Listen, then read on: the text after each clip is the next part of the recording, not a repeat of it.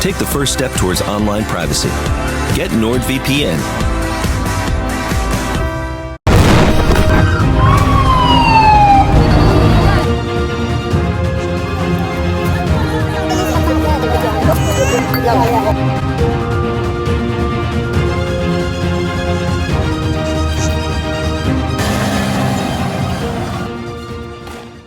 All right. Hey, Tom.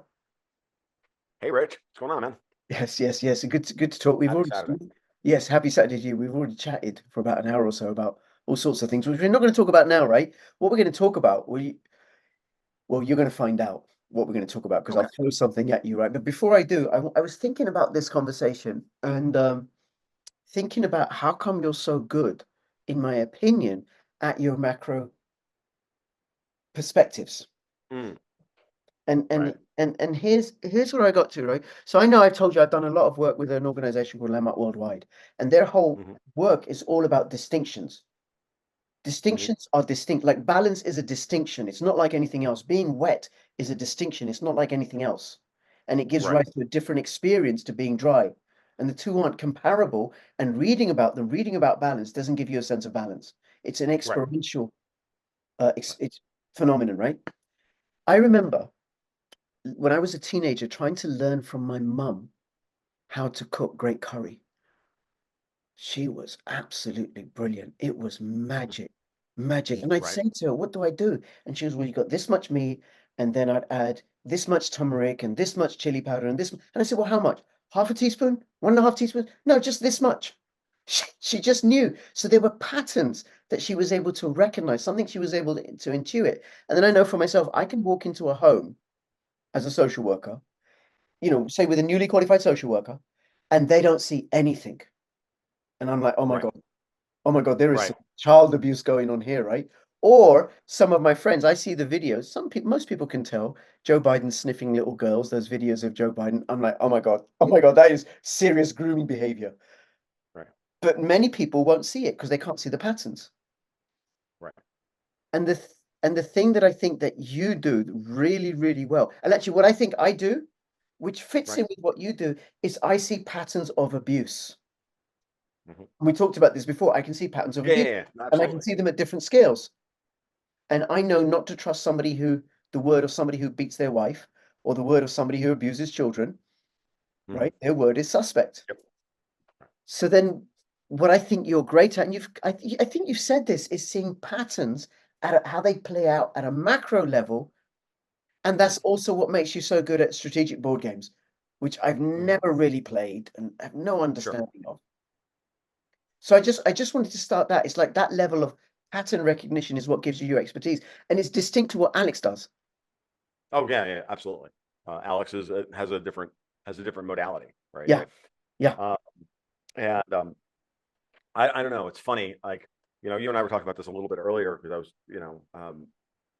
like, I love to talk about, but I never do. I talk about it a little bit here and a little bit there because I know people are like, because I'm talking about shit that no one cares about. Like part of me like really wants to reach out to some of the big board gaming podcasts that are out there. It's like, dude, we need to have a talk. I need to be a guest on your show. Like, do the Shut Up and Sit Down podcast out of the London guys who take a very high level artistic approach to board game reviews. It's a brilliant channel, by the way. You should actually watch their videos on YouTube. They're hilarious. And it doesn't matter if you know anything damn thing about board games, you'll just find these things hilarious. They're two or three cheeky Londoners that do their thing.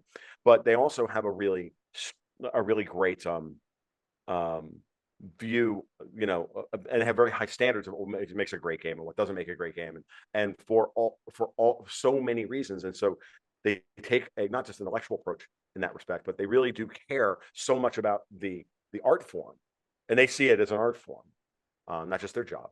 That I'd love to be able to sit down and like have discussions about structure of games, arcs, this, all this stuff. Like I can point to any one of these games back here, and I can go, what kind of game is it? We have a shorthand within the community for it, but um, they all have a structure to them in terms of how the game plays itself out. I was talking about this in this month's issue of the newsletter, and I was trying to explain it using a game that was my favorite and is now dead, unfortunately. But it was a game so good that it bombed on initial release, and then the players bought it out of receivership Wow. bought the rights to it, and then kept it alive, printing cards through crowdfunding through Kickstarter for 10 years.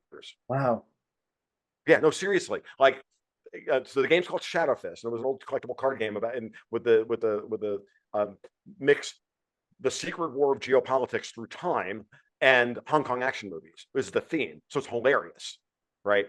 So it's like imagine, you know, Jackie Chan meets hopping vampires from the 18th century and, you know, and Chinese lotus eaters and monks, you know, and Shaolin monks and, you know, cyborg monkeys, anarchists from the future, and all and throw it all together with magic and technology, and it's just this melange of all of these different things. And there's a great role playing game that's built around that called Feng Shui, which is literally, hey, let's take this and do it as a tabletop role playing game where you tell your own stories within this universe. Those guys, that would be Robin Laws was the designer of that, and then John Tweet. They were all part of like what I would call the Atlas Games group from the 90s. John Tweet had a brilliant simple role-playing game called Over the Edge, which created this fictional place called Alamara, this island nation called Alamara, which was basically I'm gonna get a little geeky here. This is basically like a Kafka-esque nightmare of conspiracy theories and all of this stuff, right? So like the secret agents running around, and like the airport at the Alamara airport is literally described as like is designed to be something like Kafka's castle, right? So you can imagine, but these guys were tapped into something very, very, very real, Yes. right? And they they were like the underground voice within that community, right? That we're talking about a lot of these like weird geopolitics things that we talk about today. And now we're seeing these people come out from behind the shadows today. So back then it was like, oh, isn't that cool? Is that all the conspiracy theories were real? Yeah. And then let's make a board game. Let's make a tabletop game. Let's make a card game. Let's make a this. Let's make a that around it, right? It's cool. It's a great business model. Tom, I'm gonna not let you get any more geeky, right? Let me bring it back to what we want to talk about, right? The macro politics. Sure. But being able to distinguish patterns of play. What you've got are human beings that created those games based upon their knowledge and ideas of how human beings operate. And then what you do, I think, really, really well as a commentator is the strategic games, right? In that these people are playing at a global scale. And what I'm trying to Britain. Go ahead. Britain. Yeah, we're going to talk about the whole thing with Britain. No, here's the thing. Yeah. What I'm setting up there is to understand that I gravitated towards this stuff. Like, understood, I ate the stuff like it was candy. This to me was like this is the fiction I wanted to write. This is the fiction that I wanted to ingest. These are the stories I wanted to tell. And this was the milieu I wanted to hang out in all the time. It's the fiction that I read I have up on my shelf. I'm pointing literally to Grant Morrison's The Invisibles. Those of you who are comic book fans, you know what I'm talking about. Those of you who don't, go buy the fucking thing. Like, it's not that tough, right? Like, there's a cheat code to geopolitics, and it's embedded in the 75 issues of The Invisibles that's in that book. Like, there's a lot in there, and there's a lot of stuff that when I read it, I didn't understand a word of it, and I still don't understand a word of it. I read all this Philip K. Dick when I was 15 years old. I didn't understand a word of what he was talking about. I go back and read these books now, I'm like, yeah, holy Christ, I'm a completely different person, and I understand now what they were talking about, and so you now have to do the strategic stuff, which is like the games will teach you, like, okay, move, counter move, think 3 moves ahead, do this, do that, or where's my position within this game? How am I going to get from here to the end and wind up with 1 more point than that guy? How am I going to do that? Or how am I going to take him out? And then some of it is you can't even predict that far ahead, so you have to play both tactically and strategically at the same time. You have to be in the best games leave you in the moment, but you have paths to victory. And the one game in particular that I was trying to talk about in this month's issues is that game was called Shadowfist. And the reason that Shadowfist worked so well was because as a structure, the structure was very loose, but it allowed for maximum player interaction and gave all the players at any point in the game to respond in ways that pretty much any other game I've ever played has not been allowed. I mean, maybe other games since then have done this as well, but in a multiplayer environment, and I'm not talking about a 2-player environment. 2-player Shadowfist is garbage, but in a 5-player environment or 4-player environment, you had the ability that anybody did anything, everybody had a chance to react. either I play a little event card, which changes the board state. You can respond to that, or I attack you, Rich, and then but Jerry over there can intercept or help me depending on where we are on the board state. So it allowed everybody to. I literally were training people how to manipulate everybody's perception of reality relative to their hidden information and their cards in their hands and this. And so it was like a great game of poker, right, mixed with a like what amounts to what we would call an area control game. Right, and And it's a great model. and which is what geopolitics is. Geopolitics always comes down to area control, right? There's area, and for those of you who don't know what the fuck I'm talking about when I use the word area control, I mean Risk. Everybody's played Risk, even if you hate it, which I do, but we've all played Risk. And Risk has a brilliant opening game, has a good opening game, has a fun mid game, and a terrible end game. It's a typical old American style board game, which is what we call Ameritrash game, where it's we have a great mid game, and then I don't know, knock everybody out and take over the world. Yeah. Okay, so we play this game for 2 hours, and everybody likes playing Risk for about the first hour and a half to 2 hours, and then the next 12 hours, as people slug it back and forth and throw 70 armies on the board, and they do this shit while two other people, the first two people who were knocked out of the game, are sitting there over there playing a different game or watching a movie or some other shit. It's stupid. It's a bad game design. But what's important is the basic idea of I'm going to take this territory and that's going to give me these advantages and to do this and do that. There are better games out there that model this kind of thing than Risk, and you can do so in an hour and a half, 2 hours, or whatever. And but Risk is a 1950s design, so like, Okay. I don't. You know what I mean? So, but just to have an idea of what I'm talking about. Yeah. Actually, there are new versions of Risk today that actually do a better job of playing Risk than Risk did, like Risk 2220. One of the things that you always say, that there are many players, many different self-interests. Meta cartels are unstable, and you've been talking recently about a split in Britain. Yes. And I'm I'm living in Britain. I'm interested, and also, and there was something you said in the Sean Newman podcast recently, the latest one you did with Alex Crane, a brilliant podcast, by the way, about Britain and Israel and the split in the relationship with Britain and Israel and Davos's role. And then you said that Biden's portraying himself. You said this some time ago. Biden's going to present himself as a peace candidate. And I saw a heading like that a few days ago in Zero Hedge.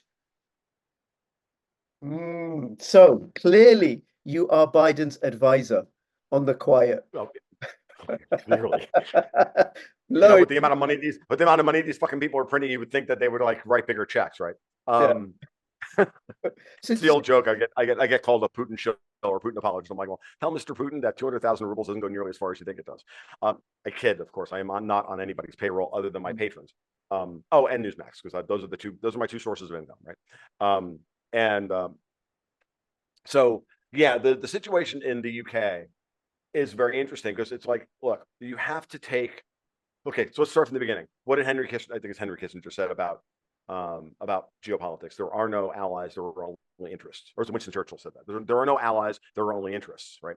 So when you sit down, one of the things that I don't argue the board state of geopolitics from my perspective. Right. One of the things that hundreds and hundreds and hundreds, if not thousands of hours of gaming has taught me, in order to win the game, you have to give up all grudges. You can't go into a game like if you and I get into a conflict early in the game, right? And you beat me in a thing, I can't hold a grudge against you knocking me down a peg. I can't hold that grudge. I have to get my emotions out of it. I gotta go, no, likely Rich did exactly what he needed to do because he thought he was trying to win. Now, I can lobby you to say, don't make that move because that's going to have these other attendant knock-on effects, and see if I can convince you or wheedle you into not. And that's what diplomacy is. That's what we're supposed to do when we send diplomats overseas, right? So there's that part of any game like this where there's a negotiated political environment, right? And some games are better at bringing that out of people than other games are. Depends on the structure of the game. It depends on the game you're playing. So you have to be. I can't hold a grudge because I may need you as an asset to stop, Rick from winning later on. And if I hold a grudge against you and never do anything, and shut you out, then it's now my sole responsibility to deal with that guy. And now I no longer have an asset. I know now because games like this are exercises in narcissistic triangulation. You get two people to, agree on a thing to take out a third person now, and you constantly just go around the table, but it's all dispassionate. Yeah. There are no grudges. The problem that we have today is you can see it, is people like Victoria Nuland, John Bolton, Benjamin Netanyahu, and others have allowed their grudges to take over their decision-making process. Mm-hmm. Victoria Nuland hates Russians. Okay? She hates Russians.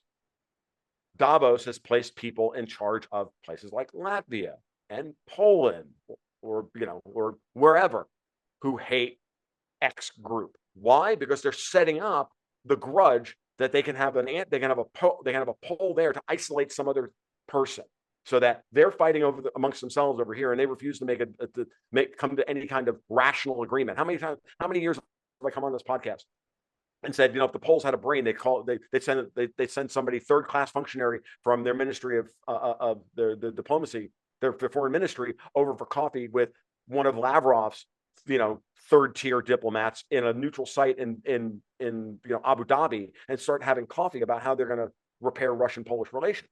This is the smart move by the Poles, but the Poles never make that decision, ever.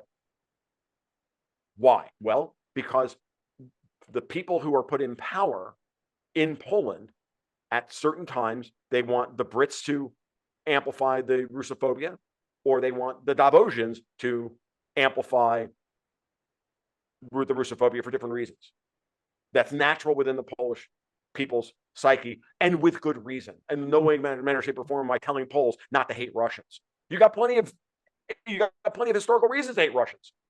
And so understand that that's being used against you, right? So now let's shift to Britain, Israel, and everything else.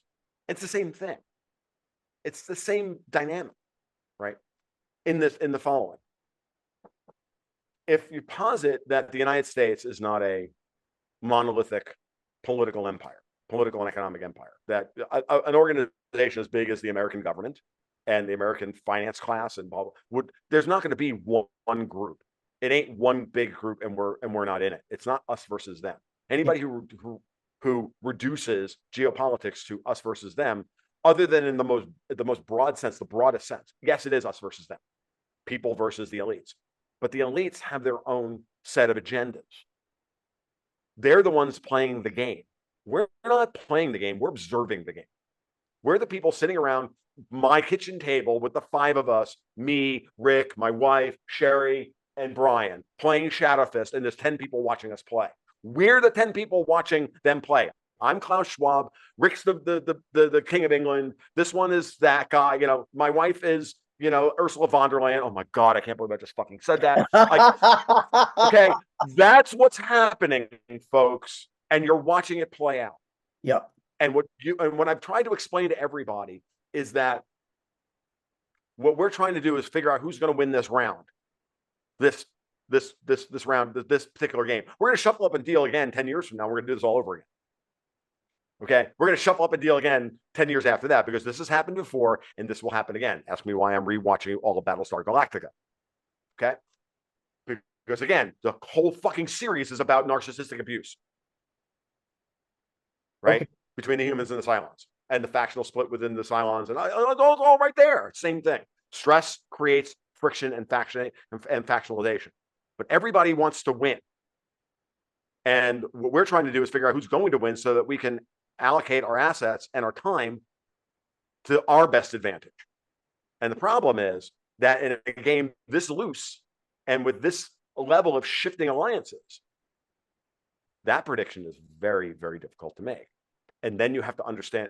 And so what I do as the observer is, if I do something better than everyone else, and I'm not, again, you guys salt all this shit to taste. If I do something better than everybody else, it's that I can assess what deck they brought to the table, what set of assets they brought to the table. Because everybody's bringing different assets to the table. Like in a game like Shadowfist, it's like Magic the Gathering or Pokemon, or you have a collection of cards and you build a 60 card deck, and then you bring that in and you fight it out against somebody else. Just imagine that in a 5-player environment. as opposed to a two-player environment. Two-player environments, everybody understands: move, counter, move, move, counter, move. But now you got move, counter, counter, counter, counter, counter, move. Oh shit! And you got to go all the way around. You got to survive. You got to, if you can't win this turn, you got to survive the next 4 turns before you get a chance to go again to try and win, because you can't win on somebody else's turn, right? Yep. So what I do better than everybody else, I think, is assess what the assets they brought to the table are, and how those various assets interact with one another. And so when you think about Britain versus, I'm coming right back to it. So when you start thinking about it from that perspective, you have to ask yourself, okay, was this a 5-player game? Now is it a 7-player game? Is it now a 9-player game? Is it a 15-player game? Or is it reducing back to a 5? Or did it crest up to a 15-player game and now it's back to a 5-player game? Like that's part of what I do, I think, and what I've been trying to do. And it can be very confusing for people and think that I'm like talking out my ass just to justify my analysis, but it's not. I'm literally trying as best I can to figure this stuff out. So now let's talk about Britain and Israel. Israel is a project of the old British foreign policy establishment around the Milner Group, Cecil Rhodes, the British, with the support of the British Crown and all of that. What we would call the old British Empire. Yep. Winston Churchill was, probably the pinnacle of he was the guy charged with keeping the British Empire alive by proxy. That was his job in history. And he did it very well, because we have their proxy, the United States and Israel, on the board. But by the same token, post-World War II, the old European colonialists who never really gave up power in continental Europe were rebuilt by that same group, because they were needed to combat the Russian Empire that was the Soviet Union and China. And so we couldn't leave continental Europe a wasteland. In Shadowfist terms, they got wiped off the board, and they're going to take 3 turns to rebuild, to get some sites in play and generate some power and put some dudes in play and make, they needed time to rebuild. They were going to be out of the game for 2 or 3 turns. If you've ever played the original version of Dune, same thing. You made your big push for the win, and you got wiped out, and all your dudes are in the tanks, and it'll take 3 turns for you to get enough dudes back to put them on the board to be able to be a factor in the game. This happens in a 6-hour game of Dune. You have to have the patience for it. And that's the way I see Europe. Europe today is attempting to break out of the mold created by the Marshall Plan and NATO and all that. And they were a basket case, and now they're trying now to go for the win. And how are they doing that? Again, there are no allies. They're just interests. How are they doing that? They're doing that now by trying to create a functional split between, quote unquote, what the Russian guys like to call the Anglosphere, what like Andre the Saker used to call the Anglosphere, or Pepe Escobar calls the Anglosphere, and push them to the background. They infiltrated the American government. They infiltrated the institutions of power here in the United States at the same time that the Brits did. And at some point, when somebody becomes when the crown was ascended in power, everybody, all the second tier people lob onto the second tier players, glom onto the crown and ride their coattails. When there's another rising power, some of those people fall off and they realign themselves with somebody else. So again, it's like, I can model that in a game of Shadowfist, but with a metaphor, but nobody will get it. So just understand that's natural human behavior, right? So, the situation now is very clear that Davos, for whatever reason, and whoever helped build that situation to get out of control of the original benefactors being the United States and Britain to rebuild Europe, and I would argue that Russia and China had a hand in rebuilding Europe. Russian cheap gas was in their best interest to sell them cheap gas, the Chinese to export cheap goods in and build and we decided to make Germany into an economic powerhouse and a leader, and we made Germany into the economic powerhouse of Europe for a specific reason, which was that we knew we could control Europe if they got uppity by destroying Germany. And now we're seeing, so but that means that now let's look at what's happening in Israel, Britain, because this is where people are going to get angry with me and have gotten angry with me, because while I am no fan of Israel, their politics, their adventurism and everything else, and their, yip dog status, of running around and biting everybody's ankles and going, yeah, well, you can't touch me because big bad United States is behind me. He's Israel's the 98-pound weakling that, that taunts everybody on the schoolyard because they got the 6'5" linebacker from the football team standing behind them, ready to beat everybody up if they pick on their 5'9", 98-pound weakling.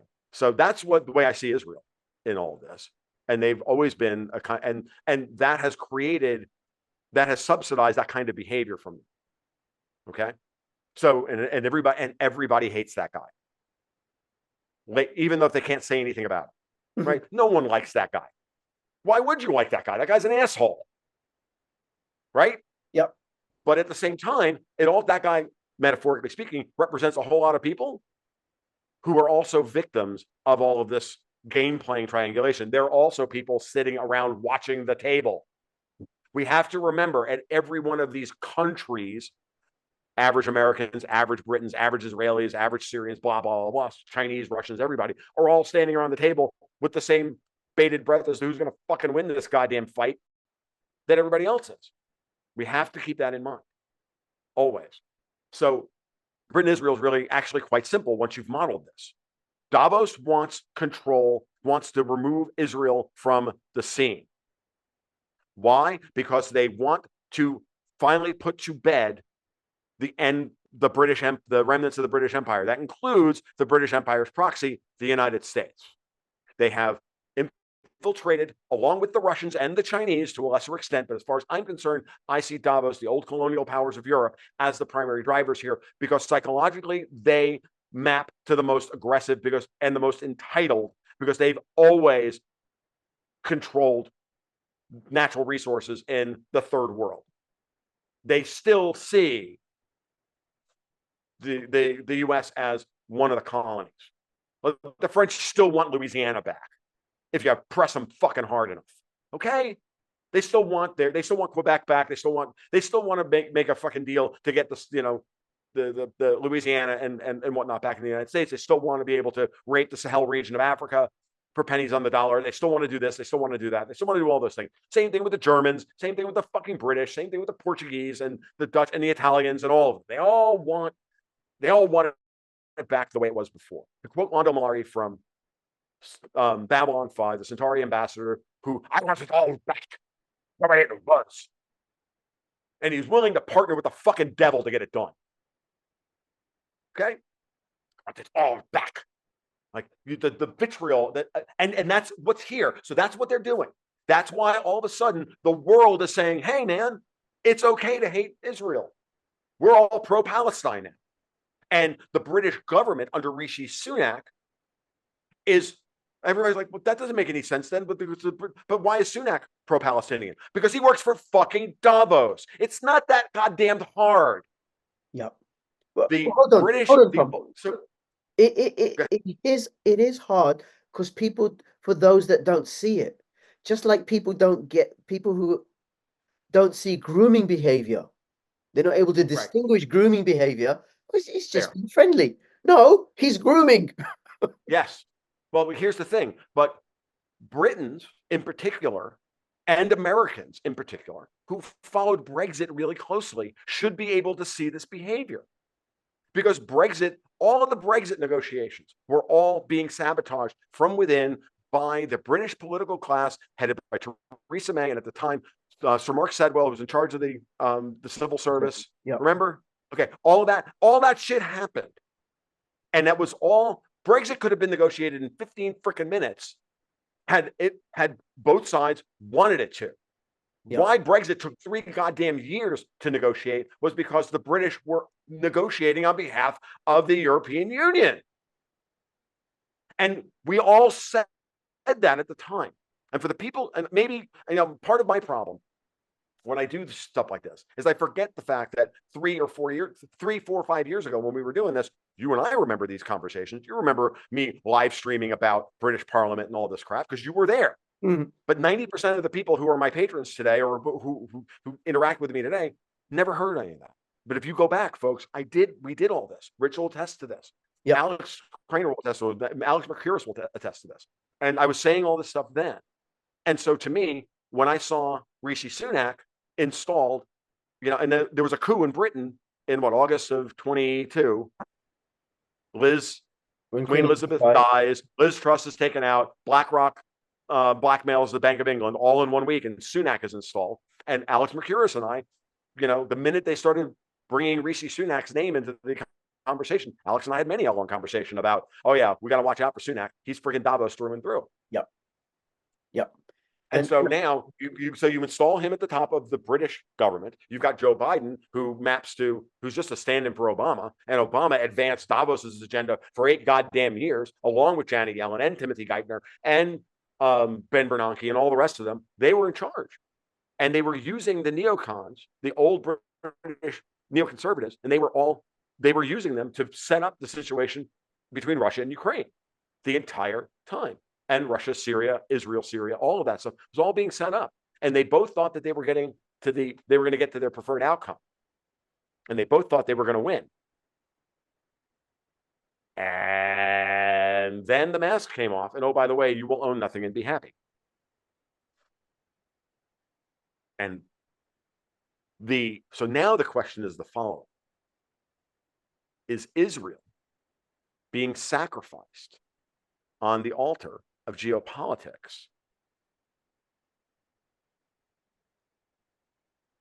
And we all think it's a good idea because we've all had the button installed to hate Israel because they've been such assholes for the last 70 years. And it's a fair question. It's not to absolve them of their behavior, the government's behavior. It's not to absolve anybody of what's gone on. But understand, there are no allies. There is no room for grudges. Grudges are what you prosecute after the game is over. And this is when everybody has to sit down and do their own version of therapy to deal with this problem. Like, I don't care about anything other than making sure that none of these fucking assholes win. I want a de minimis game where none of these assholes win. That's my preferred outcome. Okay. But in the short term, I'll be on the side of the Federal Reserve, who's a player at the table, the US banking cartel. I may have to be on their side for a little while because I know that they have the tools, because they got the cards in their hand and the sites in play and the characters in play, that they can deal with Davos on the other side of the table. Yep. Because he and I spent because the Fed players, because I'm looking at the Fed player's hand, and I'm like, oh, he's got to read this, he's got this. Oh yeah, he can handle that. Yep. That's the way I see it. Like I can and I'm like naming cards off. I'm like, he's got these things. Oh yeah, he's got the hand to deal with those guys because those guys are playing that or have those assets. These assets counter those assets. Blah. He's gonna. Yeah, that's fine. For example, if they try to take Ukraine from the Russian player, he's going to step in with this guy and intercept that attack, and then ass rape him in the process and leave him with nothing left. Yes, well, that's what's happened. You've got skill in distinguishing what's at play. Like my mum looking at a pot of curry cooking. Oh, it needs a bit more garam masala. How can you tell? She just knows. She just knows. My wife is exactly the same way when cooking. She's amazing. Yeah. People ask her for the recipes all the time. She's like, recipes? I just throw shit in a pot. That's right. That's right. Yeah. I have a recipe. She's like, Camille, my wife is like, I have a recipe for the cheesecake. Well, that's a standard recipe. Everything else, well, just throw something in. That's right. And then the challenge for those that don't have that skill or don't see it that way is to be willing to consider what you're saying. Because one of the things that I keep getting from people, right, is the idea that there's one monolithic oligarchy, global oligarchy, well, in the West against the East. And some people will even say, no, Putin's in on the game as well, right? Oh, I know. But that's a complete cope. That's a complete cope when I see shit like that. It's either that is either prima facie evidence of two things. One, a person who cannot distinguish nuance and needs to reject everything. They're like the example I used to give on that one is Gary North used to say there are people out there who think that the Fed are a bunch of closet Austrian economists and that they're manipulating Austrian business cycle theory to manipulate everything, right? And he's like, no, they're just Keynesians and they're incompetent. Yeah, stop it. You've gone too far down the rabbit hole trying to explain with a linear narrative all of their behavior that comports it, because you're thinking if this, then this, if this, then that, and you're doing what's called a purity spiral based on a logic trail where you made an assumption at some point that was faulty, but you're now running that all the way out logically with true. Remember, in logic, if you have six decisions that are all predicated on each other. If this is true, then that is true, then this is true, then that is true. If any one of those is false, the whole chain is false. Yeah. Okay. You have to remember that. Logic is unforgiving in that respect. And what happens is at some point, your personal bias or your personal thing becomes to you a boundary condition of a problem. Now I'm speaking like a physics professor. Here are the boundary conditions of the problem. Let X equal this, let Y equal that, solve for force, right? And then do the thing and then explain the model of the universe. You've created a model of the way things work based on faulty boundary conditions. And you've run logically and convincingly this thing in your head and come to this conclusion. Unfortunately, your boundary conditions, your base assumptions are wrong. And because of that, your whole logic tree is wrong. While you ran it you get points for being logically consistent, but you still get a 0 because one of your boundary conditions was wrong. Yeah. And that is incredibly important. Yes. And then where I can see what's made a difference to me, because I don't see it, but I'm willing to consider it and see how it plays out. Let me check this out, right? So then what you're saying, and I think you said this to me before in the video, that so then Europe gets to capture Britain, and then Starmer is even more WEF than Sunak, and they're not going to have any liberty-loving rump of Tory MPs to get in the way and make things difficult. Right. All of Parliament will be captured by the WEF in that instance, right? Then Europe gets access to the pound, which they can sell in order to shore up the euro, and they get access to Britain's hydrocarbons. Well, yes, you get that. What you've really been seeing has been the entire City of London apparatus buying U.S. treasuries like crazy in order to prop up the long end of the U.S. yield curve, right? Meaning suppress rates and hold up prices. And the Bank of England has done this, and all of the Bank of England's proxies, by the way. Bermuda, the British Virgin Islands, the Caymans, all the offshore tax havens that are under, that are nominally under British Crown control. They've been buying the crap out of U.S. treasuries. So everybody sees the headlines that China's selling all their debt and the dollar's going to die. Yeah, but the Bank of England has bought like $600 billion. They're like the fourth highest holder of U.S. debt at this point, like $900 billion total within that system, up from like $350 billion. So this is how much of other people's money they have spent to suppress the price, to do yield curve control on the U.S. yield curve in order to keep the German yield curve from exploding to the upside and collapsing on all the European banks. Yeah. So Britain has been captured. It's a game of extend and pretend, folks. You've heard that phrase before. If you've ever read Zero Hedge, they love to use the word extend and pretend. The EU is incredibly good at. That's their whole modus operandi. Extend and pretend in one arena in order to then create plots and counterplots and subplots in another arena. So financial extend and pretend in order to politically advance some other agenda and do an attack in another idiom. The U.S. legal system, for example, the U.S. political system, for example. Why we go after Donald Trump with non-crimes and all of this stuff? Not because Trump isn't whatever you think of Trump is irrelevant. What's important here is that the fallout from this case is to destroy the concept that the United States is anything other than a mafia narco state, and that there's no rule of law left. And then, oh my God, if the U.S. were to seize the Russian foreign exchange reserves, then your money's not safe there either. Now, who does shit like this? Why would the United States do this? And don't give me the spinal response that you've been programmed and fucking triggered into you. Oh, that the U.S. is just trying to protect its empire. Bullshit. That is not what's going on. This is foreign interference in our fucking system. Period. Yep. Choose who the foreigners are. I happen to choose Europe. Why? Because they're the ones with the most to fucking lose. The Chinese aren't doing this because they have so much to friggin' lose. The Chinese, all they have to do is sit back and internationalize the yuan and buy gold and make friends across Asia. Same thing with the Russians. They don't have to do anything.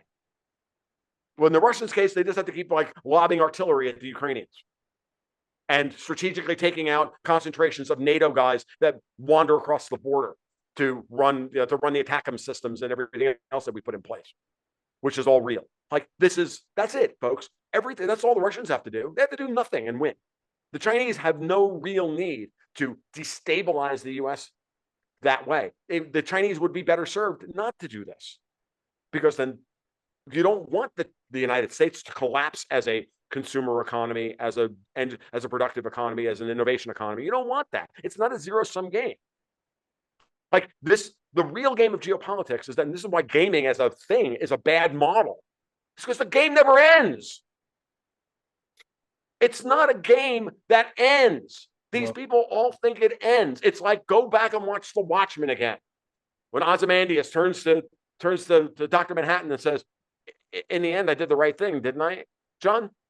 And he's like, nothing ever ends, Adrian. Like, the world just keeps going on. And these systems, and there is no one singular linear narrative. The point, back to circle all the way back around to what you said about the people who have a hard time understanding what I'm saying, is because they need, again, like I said, it's prima facie evidence of the need for a singular narrative, because they cannot deal with the idea that it's just a bunch of people doing shit, or it's foreign, or it's factionalization. Or it's just multiple competing factions doing their thing, and at the end there's a bunch of cards on the table and somebody went, got 5 sites, I win. Well, shuffle up and deal, let's do it again. Like, you know what I mean? Like, understand that, you know, again, and then I bring up Ian McGilchrist, right? Left brain versus right brain, and what he's talking about now in his book, the book tour he's doing for The Matter with Things, where it really just comes down to the model is not the world. Models are good, they're helpful and they're useful, but the map is not the world. The map is one potential representation of what the world actually is. And oh, by the way, looking at that map, which is the fundamental fatal conceit of all the Mackinderist arguments about the heartland and Asia and all that, the geographical pivot of history. That problem with that fundamental fatal boundary conditional flaw in that reasoning is that that map is not the world. The world is far more complex than that. Yeah. And you can't model that. So models are useful, but they have their limits. Yeah. It's like the boundary conditions of, you know, again, if you've ever taken a first semester physics class, you'll realize that it's taught as a series of thought experiments. We set up some boundary conditions to derive an equation, all the foundational fundamental equations of what effectively are Newtonian physics. But understand that Newtonian physics is a gross representation of what actually happens at the level in which matter actually interacts with each other, and these electric and electrical and magnetic fields and all this stuff interact with each other. And then you have to start getting into quantum mechanics, which is a completely different set of rules, right?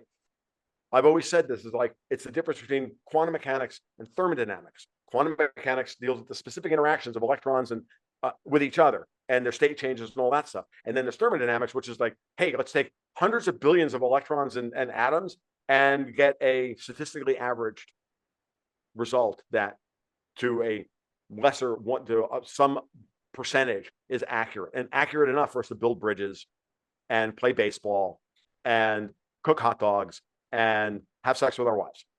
Yes. Okay. All right, then bringing it back. When you see the world that way, like, this is why there's that whole, again, this is Tom Luongo's, you know, like, geopolitical unified field theory, right? If you tug on a string, the whole thing falls apart as well. Now, we got the European elections June the 7th. One of the things it seems to me, we got the British election on July the 4th. Mm-hmm. And a point Alexander Mercouris made on the drum, which I think makes incredible sense, is that they called the election early because of the rise of all these independents. The Galloway's Workers' Party, David Curtin's Heritage Party, Reform. Patrick Leahy in Ireland, who we spoke to a couple of weeks ago. Yeah, and I don't think Reform are that alternative. I have concerns about them. Richard Tice. No, of course you should. Yeah, talking about having smart IDs in order to deal with immigration. It sounds like a very Blairite WEF idea. It just sounds like agreed. So then they want to get in, change the government before these independents have power. And then what I think is likely to happen if a Starmer government comes in, we want to see how that's going to shape up. We just got to look at what's happening in Ireland. So we can look forward to mass immigration, more spending, more authoritarianism, WF on steroids, and I think it'll have a low turnout, the election, and I think there'll be a lot more dissent. There'll be way more protests against Starmer's WF. So, Starmer's Labour Party. It's so already Alex's breaking apart. Yeah. Okay. So Alex's observation that they called the election early is an excellent one, and as always, Alex is on top of things in that respect, because again, it's similar to because Alex can see the patterns the same way I do in this respect, which is that they always do this when they see opposition rising to the rule. They immediately try and cut it off as it starts to grow. Right. They want to cut it off down here before it starts to get up the exponential growth curve. Because once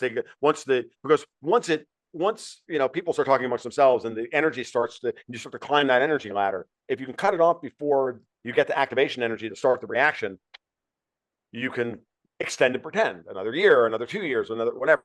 So that's again, and for me, the seminal moment for me that I always go back to, just as an example, is go back to 2017 when Lega in Italy was rising in the polls. And Mattarella, the good Davosian that he is, called elections 3 months early. He could have called for elections anytime between November and March of that year. Lega was rising in the polls, and he called for elections in December in order to keep Lega from getting into the 20s. So once Lega passed 10% in national polling, he called for an election. By the time the election happened, they were 13%. When the election happened, they scored 17% of the vote. Had that gone on another month, they would have gotten 21 or 22% of the vote, and they would have changed the dynamic completely between them and the coalition government that would form between them and M5S, the Five Star Movement, which would have changed the Italian Senate, which would have changed the complexion of those things in such a way that they would not have control over it anymore. They would have to work much harder, keeping Salvini as the junior partner in that. The extreme junior partner in that relationship made him easy to take out. And that's what they did. And now Salvini is completely worthless. And you could always argue that Salvini wasn't real in the first place, but I think that's a retcon. I don't think that was real. I think Salvini was real, and then he was gotten to, and now he's done. Okay, same thing with Marine Le Pen. I think in France, same thing. The French system is different, but the mechanisms of control are exactly the same. They tried it with Viktor Orban in Hungary and failed miserably. Good on all you Hungarians who didn't fall for the psyop, right? And they're trying the same thing in Germany because they can't have AfD get control of any state electorates in the German upper house, right? And so they're doing the same thing here in Britain. You have oppositional parties that are beginning to form because you've got low barrier to entry in Britain, in the United Kingdom, for making a new political party. You guys can just make one. Like Nigel Farage made a new political party on a Friday. By Monday, they were polling 6%. We can't do that in the United States. Yeah. Our system is designed, thanks to the British, by the way. Our system is designed with the Byzantine set of ballot access laws that make it nearly impossible for another party to come out of the system.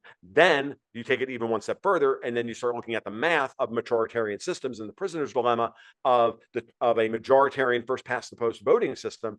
And what do you have? You have these systems are all predictable.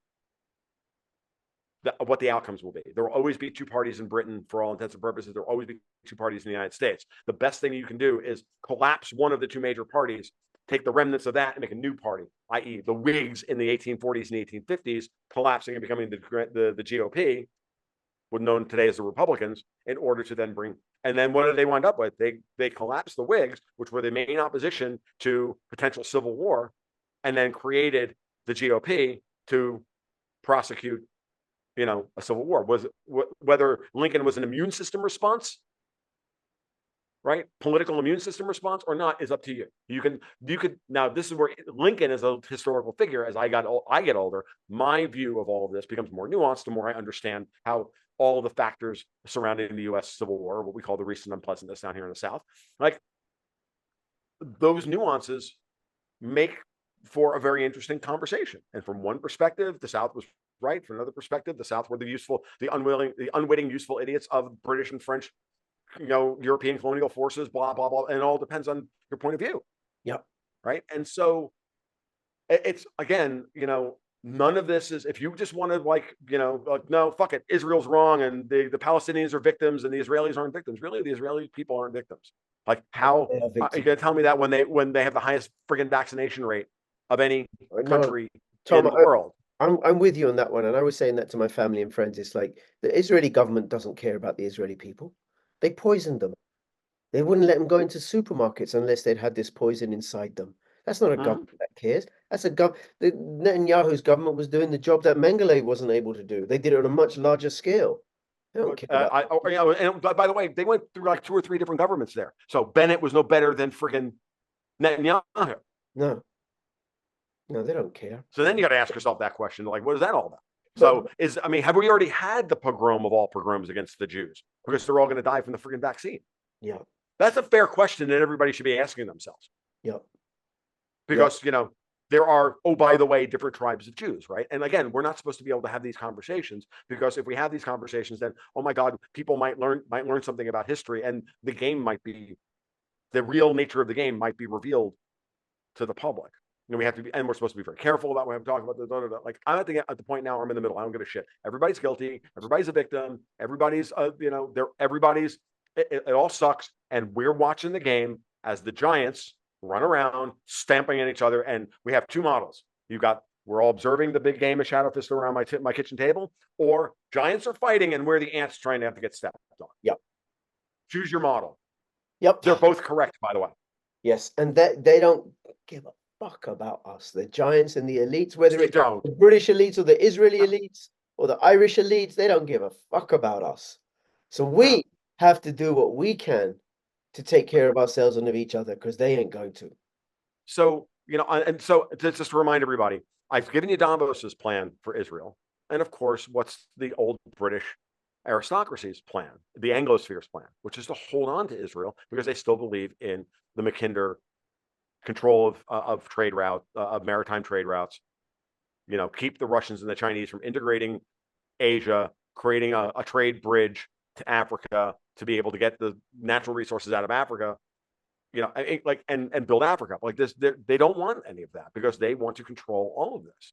They want control over all the Russian natural resources, all the resources in Afghanistan and Pakistan and all the other Soviet stands, and East and Western China and all of that stuff, as well as the Sahel region of the Central Africa, for lack of a better term, all the oil and gas, all the all the coal, all the this, all the cobalt and the lithium and the this and the that. All they want, they just want it all, and they want it for 1 cent on the dollar. Yep. And they're not. And by the way, they're not willing to pay 2. Yeah, the British are the That's what you have to get through your fucking heads. They aren't you.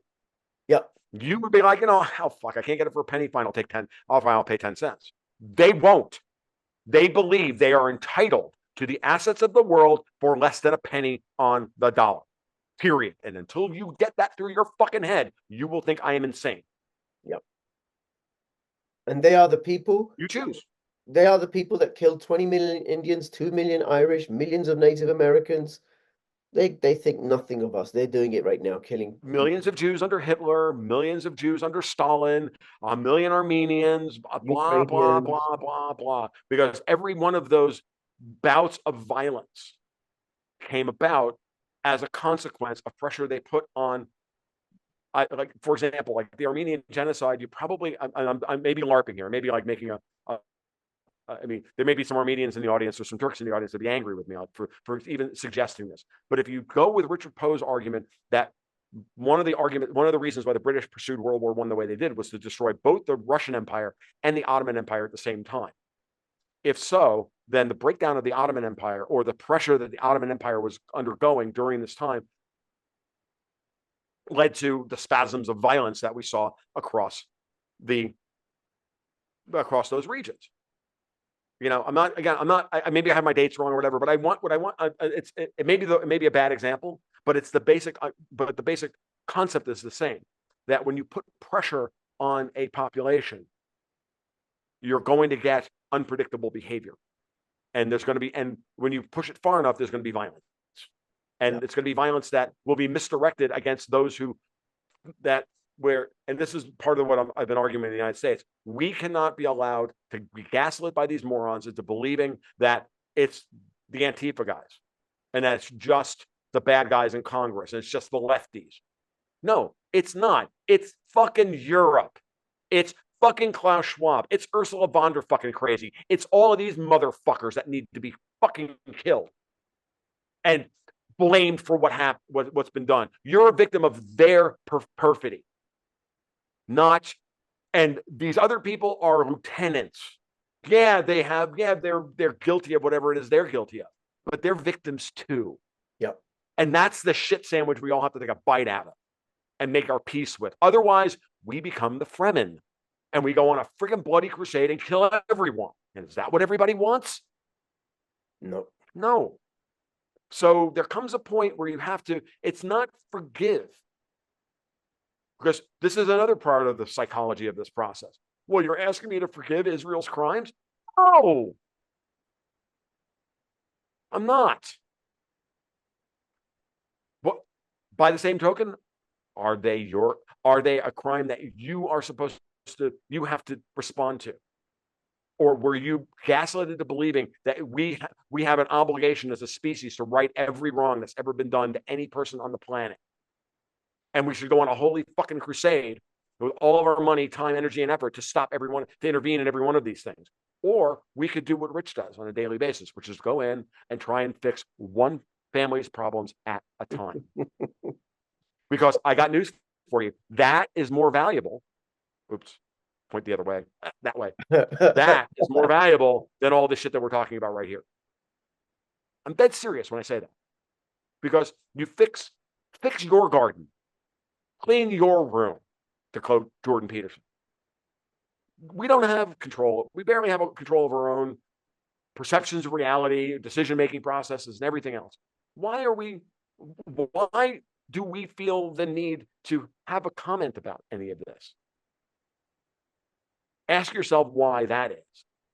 And then maybe, just maybe, you'll start to answer the question of, you'll start to break the cycle of violence and the cycle of abuse, because then you'll see the grooming and all that behavior writ large and go, you know what, I'm not playing that game anymore. Yeah. My kids got for graduation next week. I'm going to the ball game. I'm doing this. And oh, by the way, yeah, I skipped on my taxes this year. Come grab me. Come get me. Molan Lade.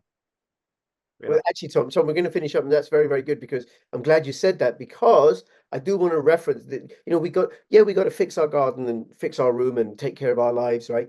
But that includes working in partnership with others, building local decentralized network, taking care of each other, resisting, saying no, being ungovernable. And if you're in a jurisdiction where your country has signed up to any of the conventions on financing terrorism or genocide, then legally withholding tax, so they're not using your tax dollars, our tax dollars, to bring about the Great Reset, to destroy the food supply, to kill people in Ukraine, in Yemen, and Gaza, and wherever.